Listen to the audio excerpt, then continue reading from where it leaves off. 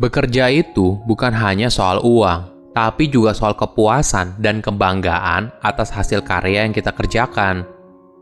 Halo semuanya, nama saya Michael. Selamat datang di channel saya, Sikutu Buku. Kali ini saya akan membahas buku Why We Work karya Barry Schwartz.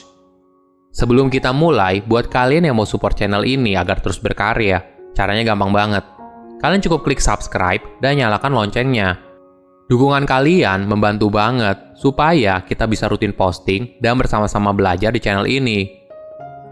Buku ini membahas soal kenapa orang bekerja. Apa makna pekerjaan dalam hidup mereka? Apa yang membuat mereka merasa pekerjaan mereka bermakna? Berdasarkan penelitian, ada 90% orang dewasa yang menghabiskan setengah hidup mereka untuk melakukan hal yang tidak mereka suka. Kita terbiasa diajarkan kalau bekerja itu untuk uang. Tapi, kenapa banyak orang yang tidak suka dengan pekerjaannya walaupun pendapatannya besar? Kenapa ada orang yang menemukan kepuasan yang luar biasa padahal pendapatannya biasa saja? Barry berusaha mencari tahu alasan dibalik ini agar kita bisa menciptakan lingkungan kerja yang lebih baik. Saya merangkumnya menjadi 3 hal menarik dari buku ini. Pertama, alasan orang bekerja. Ini mungkin merupakan pertanyaan yang sederhana. Kita terbiasa untuk diajari kalau bekerja ya untuk uang. Tentu saja hal ini tidak salah. Tapi, apakah hanya untuk uang? Tentu saja tidak. Ketika orang ditanya, kenapa mereka puas dengan pekerjaan mereka sekarang, uang hampir tidak pernah muncul menjadi alasan utama.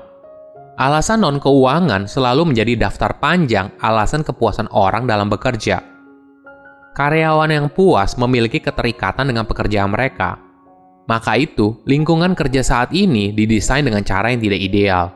Karena cenderung diarahkan menggunakan uang sebagai alat utama dan kadang menggunakan insentif untuk mendorong performa kerja. Untuk beberapa orang, uang merupakan insentif yang paling penting. Tapi bagi orang lain, malah jadi demotivasi. Bukannya tambah produktif, malah performa kerjanya menjadi makin tidak efektif dan kreatif. Orang biasanya melihat pekerjaan dari 3 sudut pandang yang berbeda. Bagi beberapa orang, pekerjaan hanya sebuah pekerjaan. Kita butuh pekerjaan untuk bayar tagihan, kebutuhan sehari-hari, dan untuk kebutuhan lainnya. Pekerjaan adalah hal yang penting, tapi ya cuma di situ saja. Bagi orang tipe ini, bekerja lebih dari apa yang ada dalam deskripsi pekerjaan bukanlah hal yang menyenangkan. Orang tipe kedua adalah orang yang memandang pekerjaan sebagai sebuah karir. Dengan kata lain, orang tipe ini berharap untuk bertumbuh dan berkembang. Jadi, mereka tidak keberatan untuk bekerja di luar dari deskripsi pekerjaan mereka karena posisi mereka saat ini bukanlah hal yang statis dan bisa berubah. Aspirasi mereka dalam bekerja adalah untuk naik jabatan dan tanggung jawab yang lebih besar. Oleh karena itu, kepuasan mereka dalam bekerja biasanya lebih tinggi. Ketiga adalah panggilan jiwa. Orang tipe ini tahu bahwa apa yang mereka lakukan memiliki dampak positif bagi orang lain. Bagi mereka, pekerjaan bukan hanya sebagai pekerjaan, tapi merupakan bagian dari kebahagiaan mereka. Barry memberikan contoh menarik dari buku ini soal kepuasan bekerja bukan hanya penting bagi kalangan profesional, tapi juga bagi karyawan biasa. Luke bekerja sebagai penjaga rumah sakit. Pekerjaannya seperti membersihkan lantai, mengganti spray, dan membersihkan kamar mandi. Pekerjaan yang dia lakukan tidak ada hubungannya dengan berinteraksi dengan pasien. Tapi, Luke bekerja bukan hanya sesuai dengan deskripsi pekerjaan. Bagian penting dari pekerjaannya adalah membuat pasien dan keluarganya menjadi nyaman, menghibur mereka ketika sedih, dan bersedia mendengarkan keluh kesah apabila mereka ingin bicara. Apa yang Luke kerjakan bukan hanya soal pekerjaan dirinya sendiri, tapi juga berkaitan dengan tujuan organisasi. Tujuan dari rumah sakit adalah mempromosikan kesehatan, menyembuhkan penyakit, dan mengurangi penderitaan. Itulah cara pandang Luke terhadap pekerjaannya. Kedua, kunci kepuasan karyawan. Apa yang membuat sebuah bisnis bisa berjalan lancar? Tentu saja, kita pasti sudah tahu banyak strategi bisnis, formula, dan langkah-langkah yang bisa membantu perusahaan untuk tumbuh. Tapi pada kenyataannya sangat sederhana. Jika kita mau lihat alasan kenapa perusahaan bisa sukses, semuanya bersumber pada bagaimana mereka memperlakukan karyawan mereka. Barry membaginya menjadi 3 kunci. Pertama adalah otonomi. Ketika seseorang diberikan kebebasan dan tanggung jawab, maka setiap karyawan di perusahaan, dari level paling bawah hingga top manajemen, memiliki kebanggaan atas apa yang mereka lakukan. Kebebasan untuk mengambil keputusan membuat karyawan merasa dipercaya dan membantu mereka untuk berkomitmen pada perusahaan dalam jangka waktu yang panjang. Kedua adalah investasi.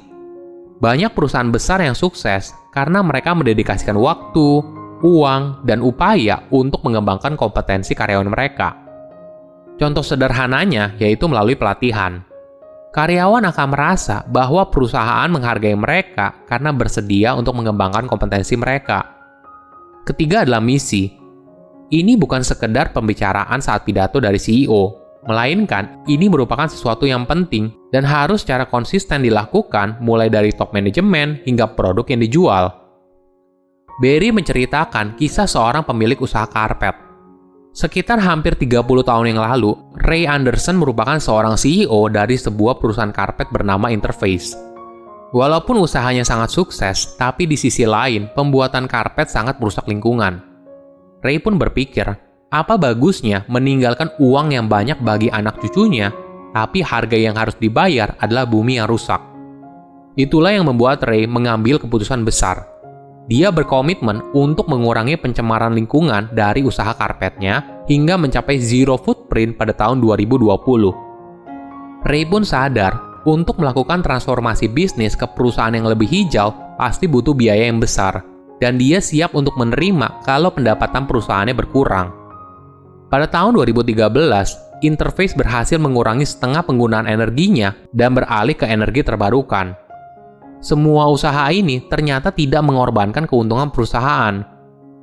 Apa yang terjadi? Ternyata, karyawan di Interface termotivasi untuk memberikan kontribusi positif pada lingkungan, sehingga mereka tertantang untuk mencari cara yang inovatif dalam memperbaiki proses produksi. Hasilnya, operasional perusahaan menjadi lebih efisien dan efektif. Inilah contoh bagaimana misi perusahaan bisa diterjemahkan ke seluruh karyawan, dan akhirnya memberikan mereka kebebasan untuk mencapai misi yang ingin dicapai oleh perusahaan. Ketiga, uang saja tidak cukup. Pada tahun 1776, ekonom Adam Smith berargumen kalau orang hanya mau bekerja ketika kamu membayar mereka. Kalau kamu ingin membuat mereka bekerja lebih keras, maka kamu harus memberikan mereka insentif dan tunjangan. Konsep pemikiran Adam yang membentuk lingkungan kerja pada zaman revolusi industri. Di sistem ini, pekerja pabrik hanya bekerja apa yang disuruh dan melakukan hal yang sama setiap harinya. Lingkungan kerja seperti ini merampas kesempatan orang untuk memiliki kepuasan dalam bekerja. Barry tidak sependapat dengan pemikiran Adam. Ada cara lain selain uang untuk memotivasi karyawan dan memberikan kepuasan dalam bekerja. Bagaimana kita membentuk mereka tergantung dari lingkungan kerja yang kita ciptakan.